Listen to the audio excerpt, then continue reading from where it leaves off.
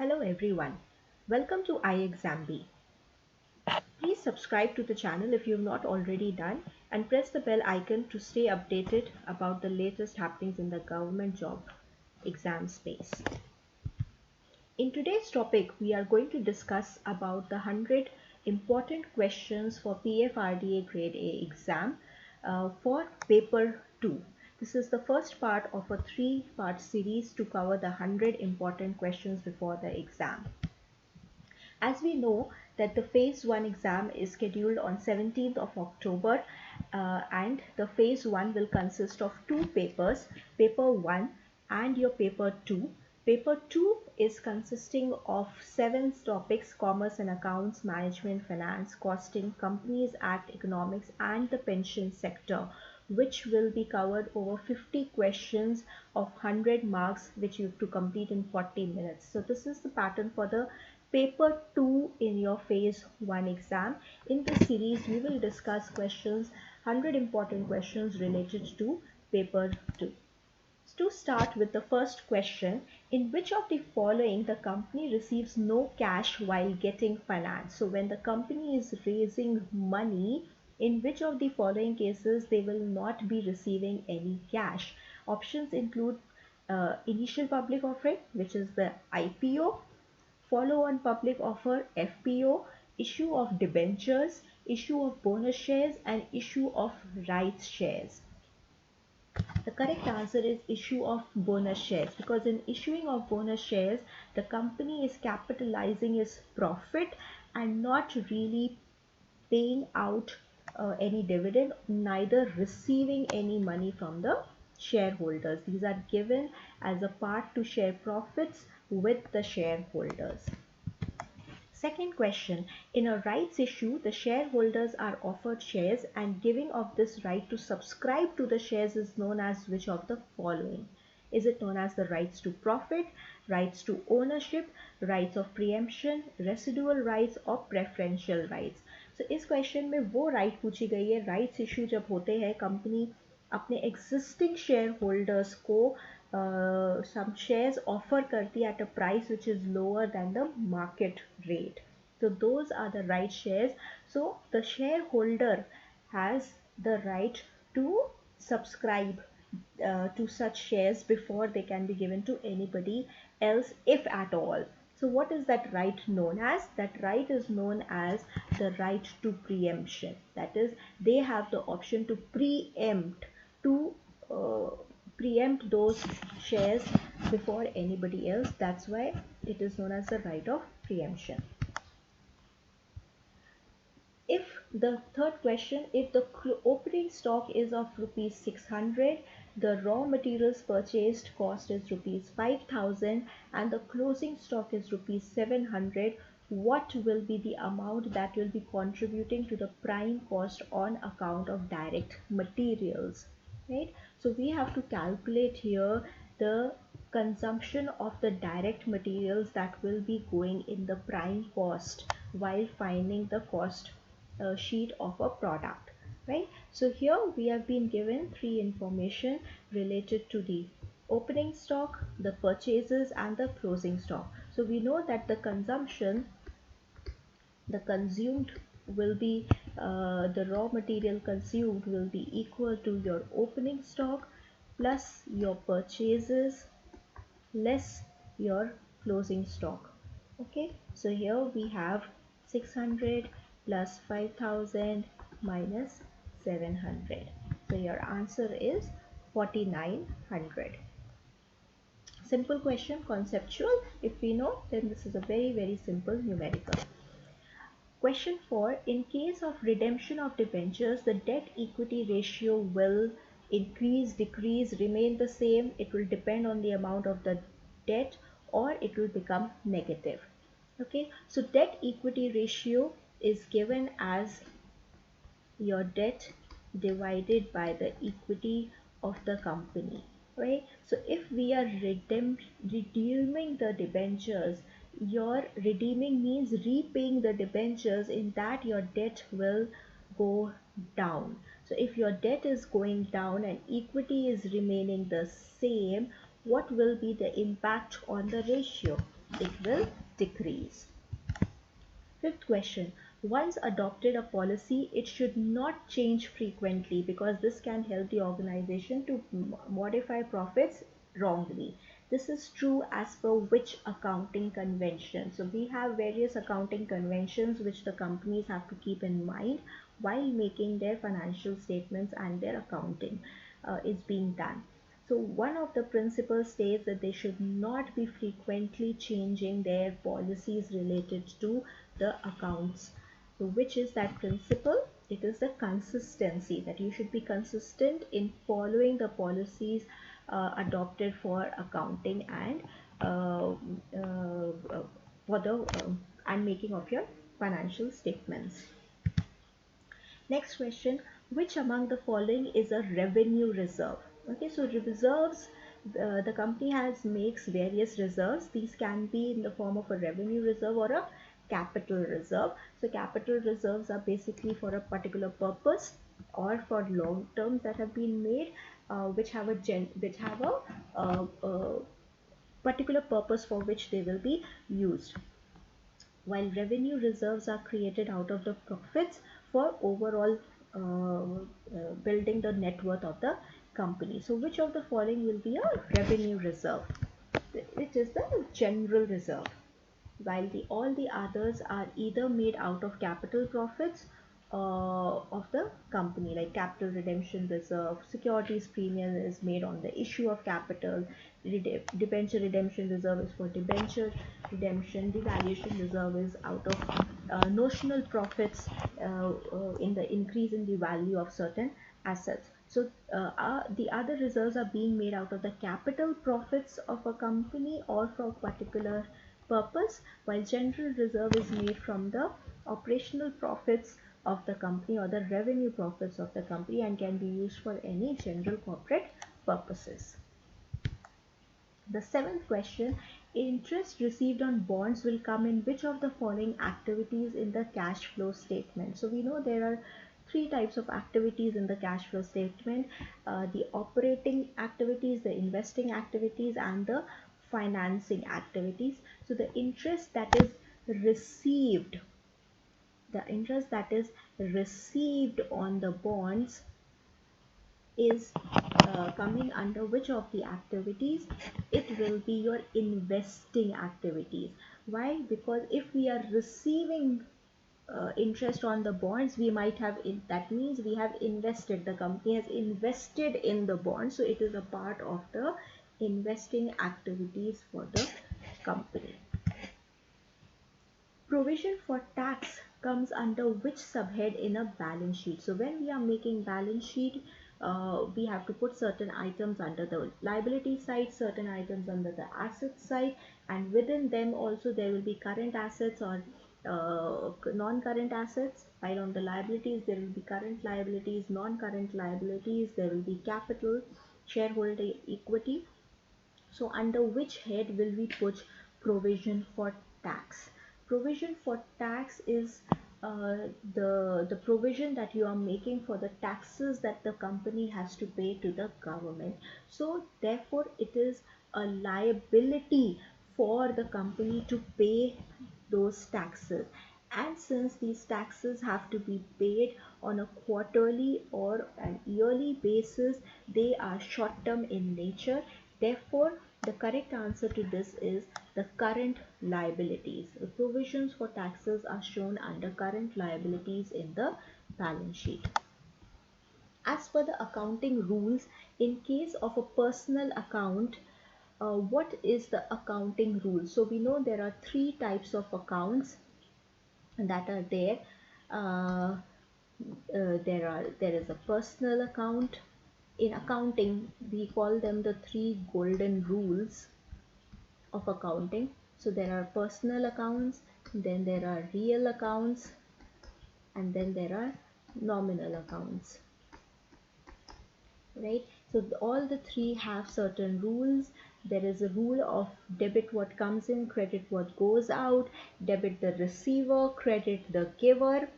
And in nominal accounts we say, what do we say? We say debit all expenses and losses, and credit all gains and revenue or incomes. So these are the three golden rules as per traditional method of accounting. So here they have asked for the personal account. So in the personal account, the rule is debit the receiver and credit the giver. For real accounts, the rule is debit what comes in and credit what goes out. 10th question, how will the profit be distributed amongst the partners in the absence of a partnership deed?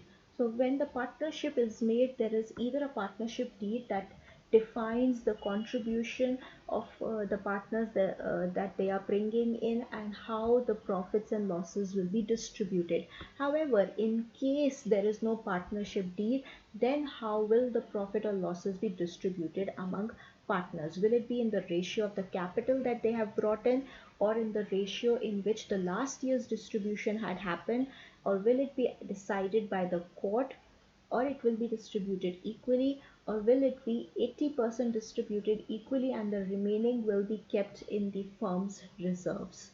The answer is equally. In the absence of a partnership deed, the partners have an equal right over the profit and loss of the company. However, if there is a partnership, that will define what will be the contribution or what will be the distribution. Next question, which among the following is not an example of normal loss? Okay, so there can be normal loss, which is a part of the process of the product, of the manufacturing of the product, while there can be abnormal loss, which is not a part and parcel of the normal manufacturing process. So which of the following is an example of the normal, is not an example of a normal loss? So carelessness of employees, evaporation loss, unavoidable spoiled quantity, loss due to normal conditions, or the nature of operation. So all, if we can carefully see, all of the others are examples of normal loss. Evaporation loss is normal. Unavoidable spoiled quantity, when you purchase a certain portion is spoiled, that is also a normal loss considered. Then due to normal conditions, if there's any loss occurring, or the nature of operations is such that there will be certain loss or wastage, then that is also normal loss. So the one which is not a normal loss is a carelessness of employees.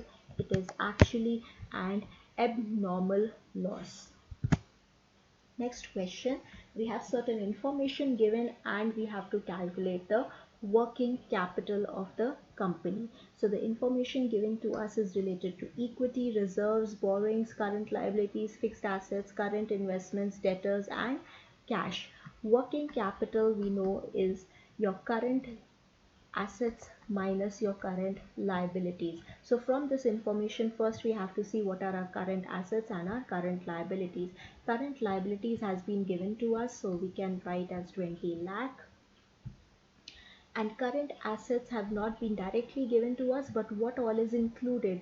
Your current assets will include your current investments, they will include your debtors, they will include that which is also known as receivables or account receivables, and it will include your cash. Okay, so we will have 25 lakh plus 20 lakh plus 20 lakh minus 20 lakh, which will give us the working capital, which is equal to your 45 lakh. Next question, under marginal costing, which of the following cost will not be attributed to the product cost? Okay, so in marginal costing is basically the cost of producing one additional unit. So here we also call it the variable costing, where we take into account only the variable cost and not the fixed cost. So any fixed cost is not taken into account under marginal costing for attribution to the product cost. That will be a part of the overall cost but not attributed to every product. So which of them is not such cost? So basically we will remove the variable cost from here, which is the rent. Rent is a fixed cost in production. Next is the batch costing will be relevant in which of the following industry: in the infrastructure, construction, cement, architect, or all of the above. So batch costing is basically done when a similar product is being produced again and over and over again in different batches.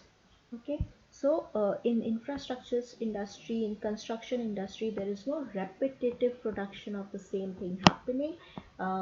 In the architect industry also, there's a one particular project or job that is undertaken which has to be completed from start till end.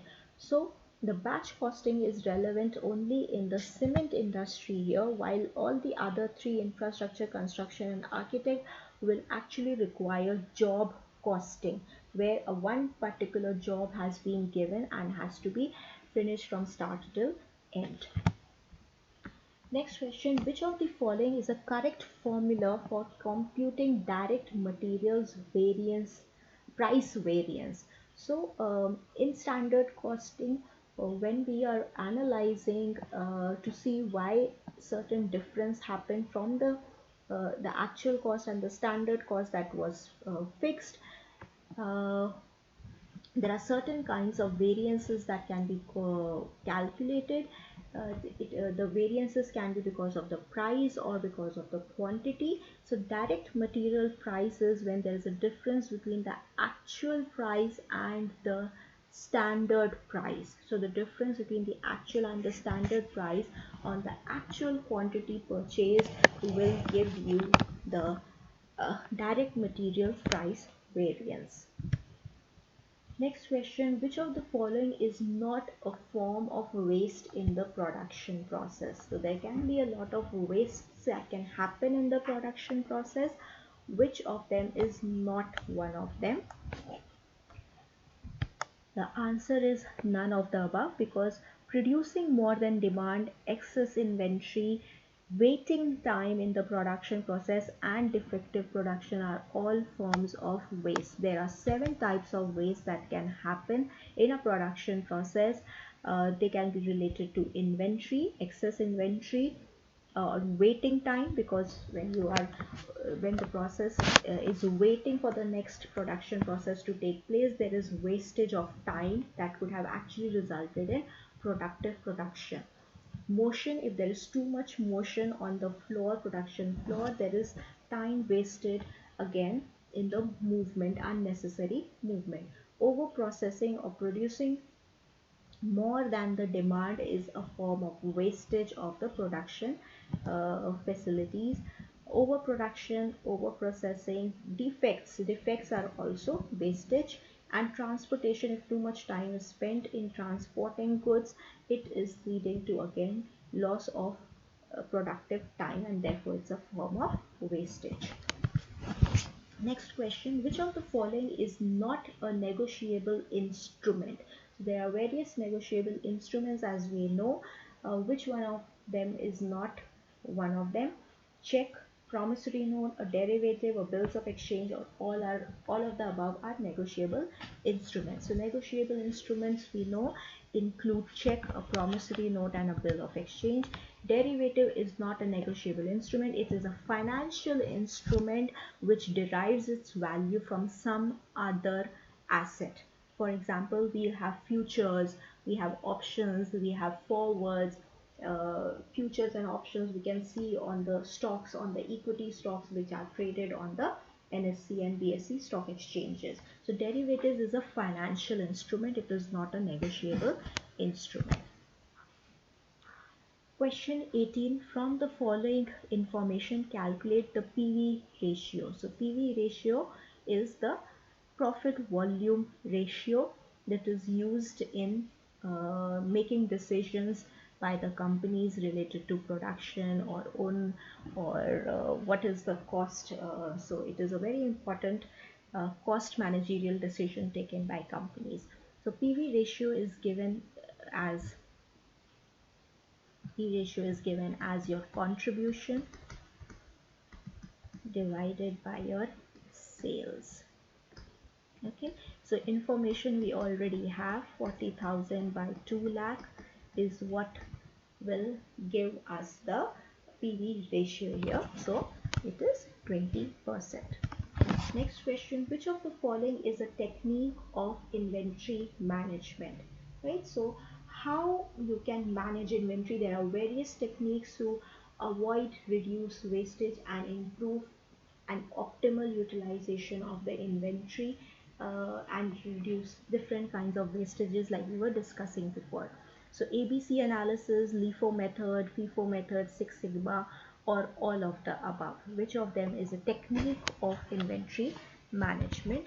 So the answer is ABC analysis. So in ABC analysis, all the inventory is categorized into three buckets called A, B, or C, depending on their with A contributing the highest towards the sales, for the overall inventory management.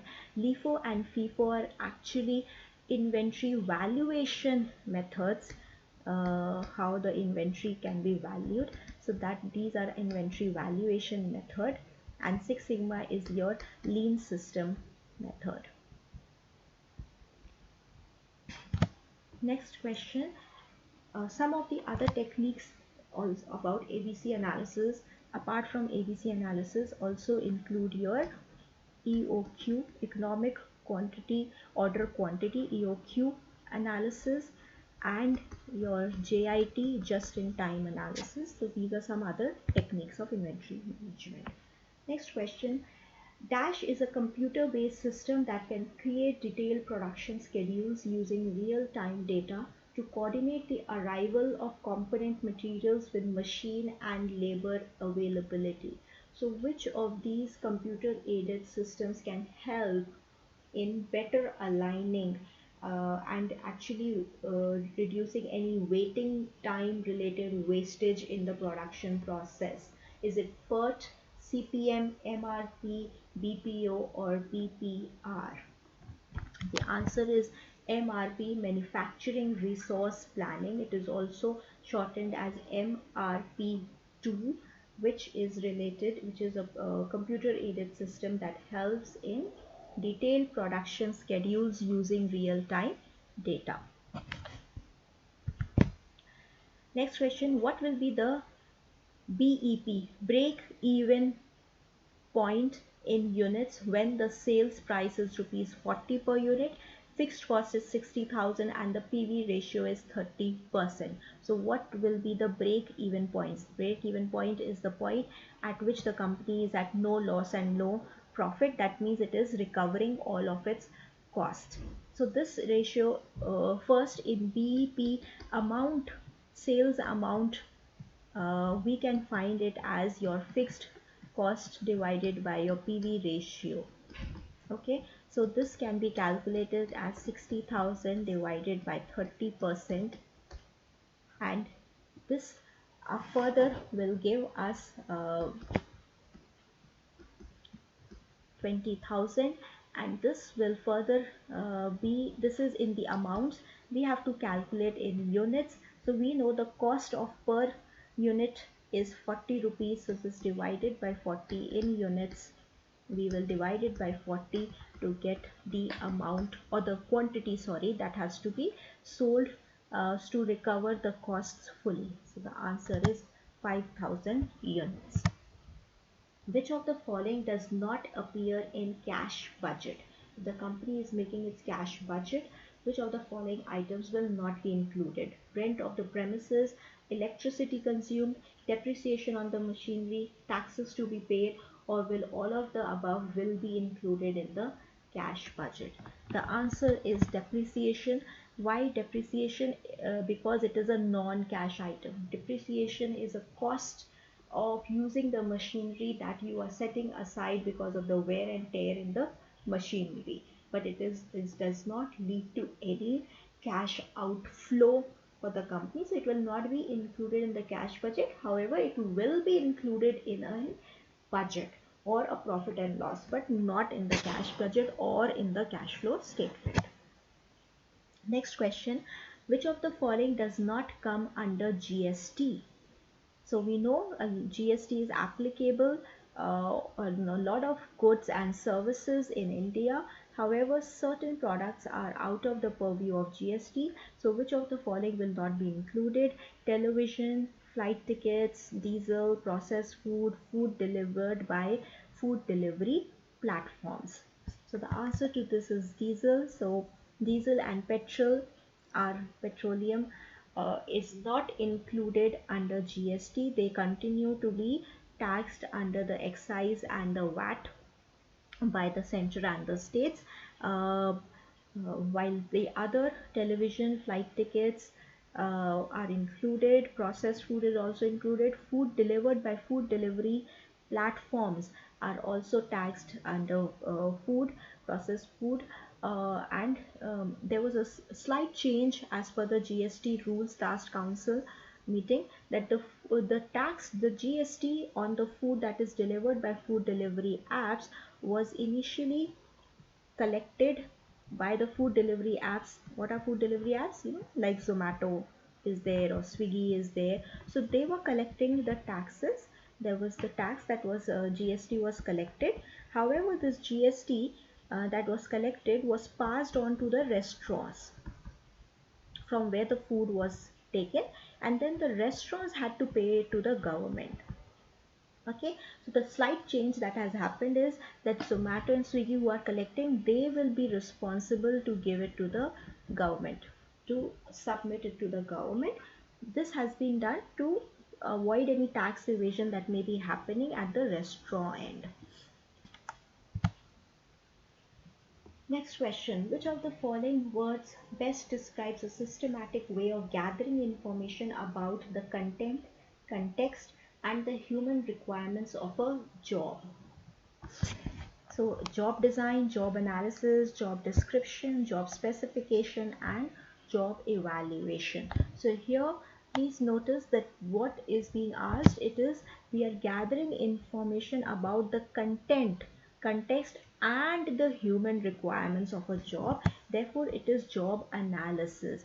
Job analysis is further of two types. It can be job description and it can be your job specification. So job description relates to description about the job. So the content and the context of the job will come under job description, while the human requirements of the job come under the job specification, and together they are known as the job analysis. Next question. In which type of inventory management system the supply of components is regulated through the use of instruction cards which are set along the production line?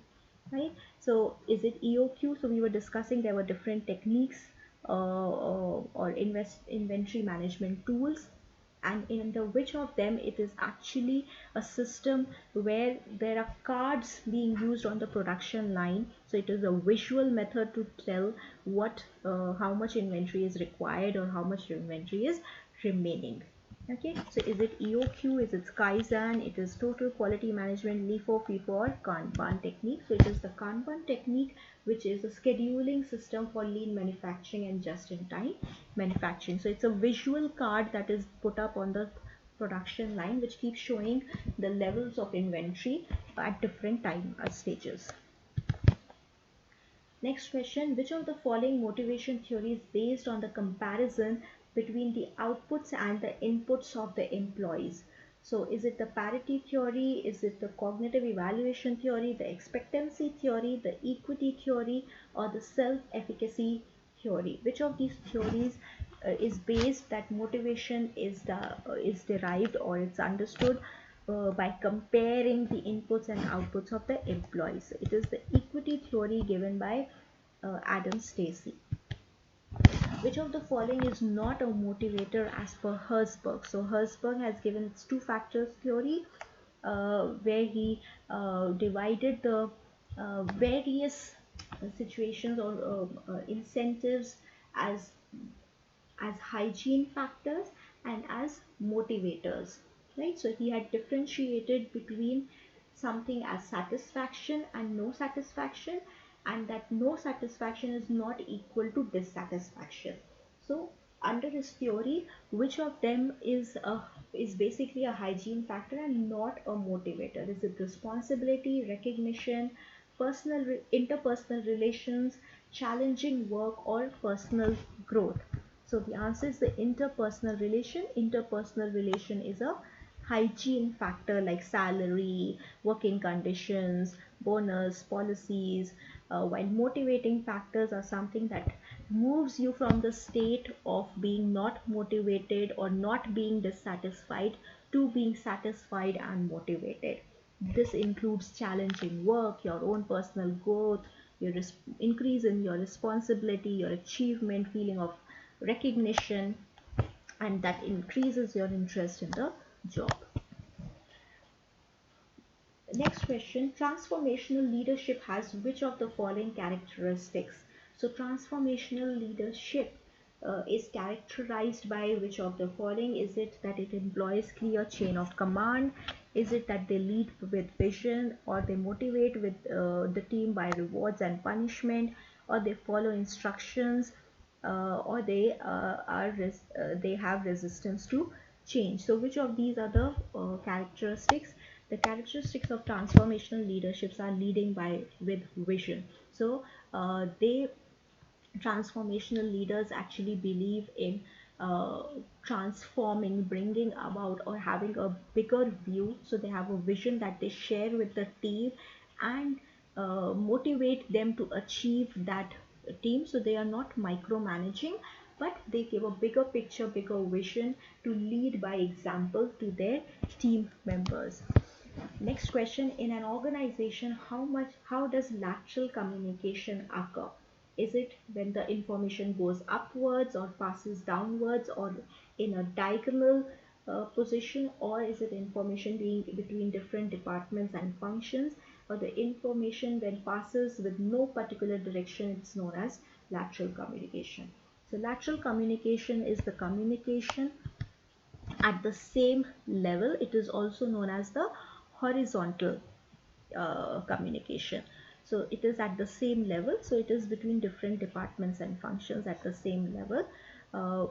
When information moves upwards, it is basically from the subordinates to the superiors or the bosses. When it is downwards, it is moving from the bosses to the subordinates.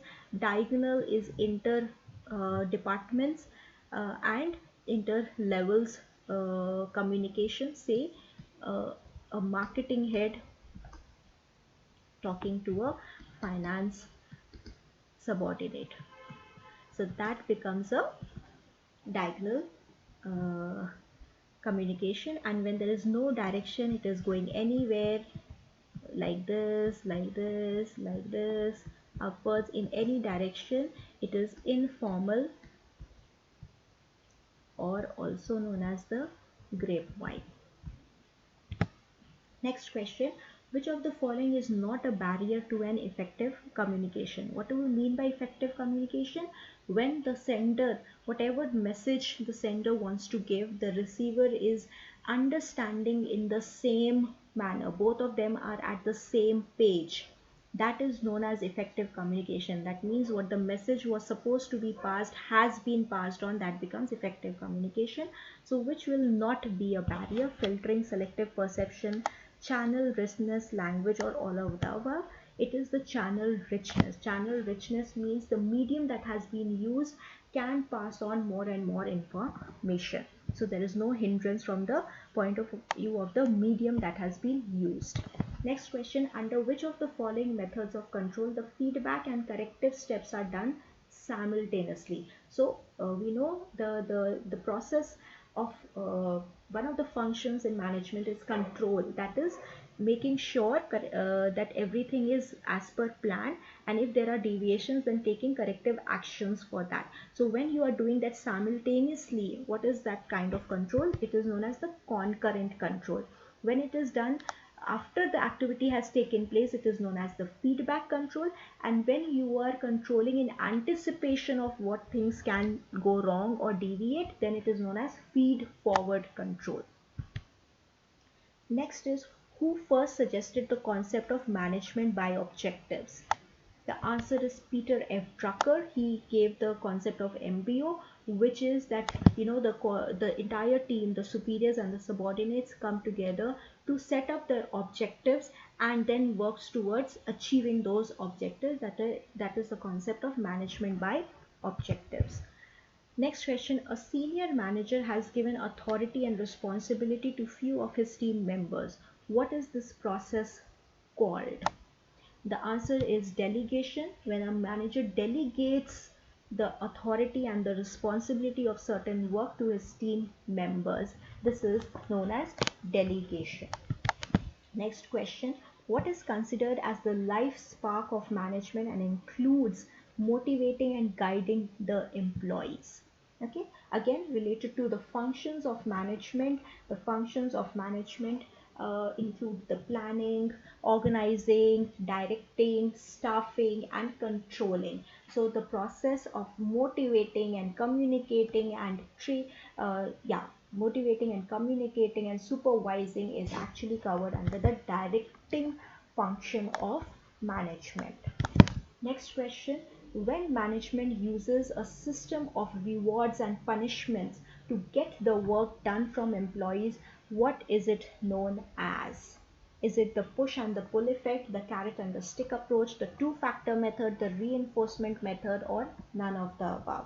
So when a system of rewards and punishment is used, it is the carrot and the stick approach that the management is using. So that's all for today. Please, before I end, there's one more bonus question. So we talked about the management using the rewards and the punishment system is known as the carrot and stick approach.